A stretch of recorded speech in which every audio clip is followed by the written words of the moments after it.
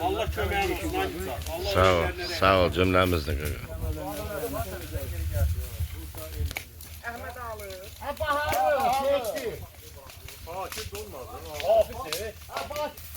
Şimdi bu meşhur şeyler mi? Böyle emniyete göre ne kadar yer kaldı? Bak dedi var. Bakalım size geldi diyor.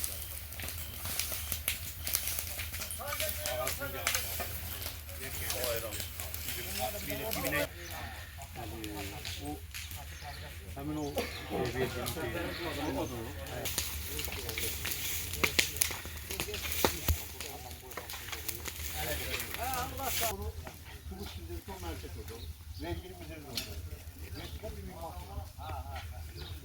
Buyur Murat Hanım. İlk növbədə Allah bütün qəbristanlıqda uyuyanlarımıza rəhmət eləsin.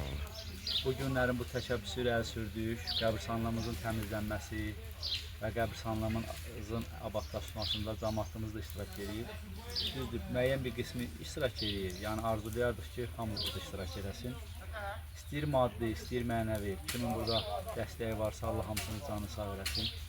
Yəni mənim də bir Sarzalı oğlu kimi cəmaatımızdan bir xahişimiz var ki, bu dekorativ gülləri hansı ki Nizat müəllim zəhmət olmasa ilə çəkin.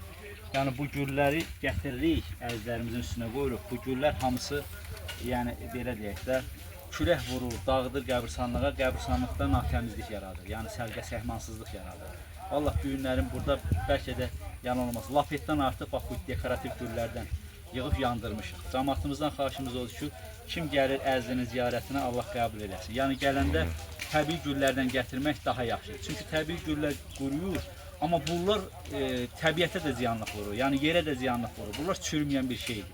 Yəni qəbristanlığımızla yenə deyirəm, sərgə-səhmandan xələl gətirir.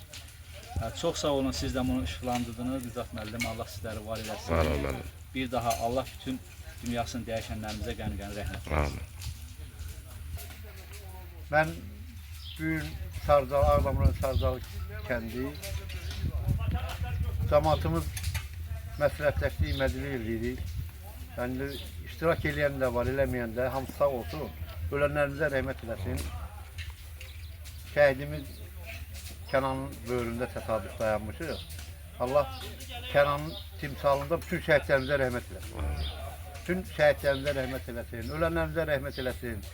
Yəni 30 yıl bu irəlidə vallar görükür. Bu cemaat burada zulümlə yaşayır.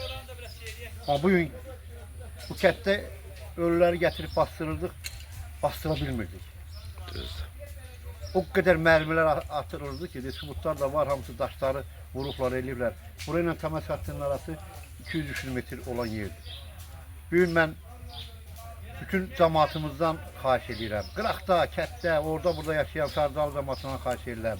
Ölüləri burada olanlardan xahiş edirəm ki, bu kəndə, cemaata bu yaxşı işinə dəstək versin. Sağ ol. Sağ olun. Cemaatımızla birlikte məcliyə çıxmışıq, qəbristanlığımızda təmizliklər aparırıq.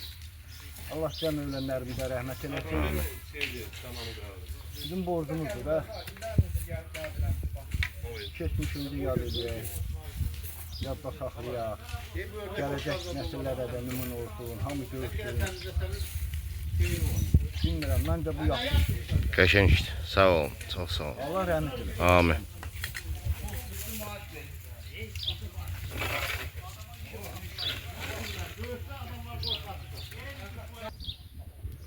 Bu günlərim bu Ağdam rayonunun Sarzalı kəndində gündə olsa məclis keçirilir, sağ olsun. Belediyenin sayəsində cəmaatımız hamısı bugün də hamı bir nəfər kimi hamı gəlib bu məclisdə iştirak edir. Şəxsən mən özüm çox razıyam.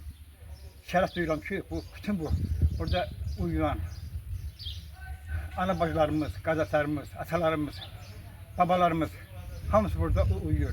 Ona görə də biz burada hamımız əlimizdə nə gəlsə o köməkliyi eləyəcəyik. Diqqətinizi görə sağ olun. Çox sağ olun. Çox var olun. Sağ ol.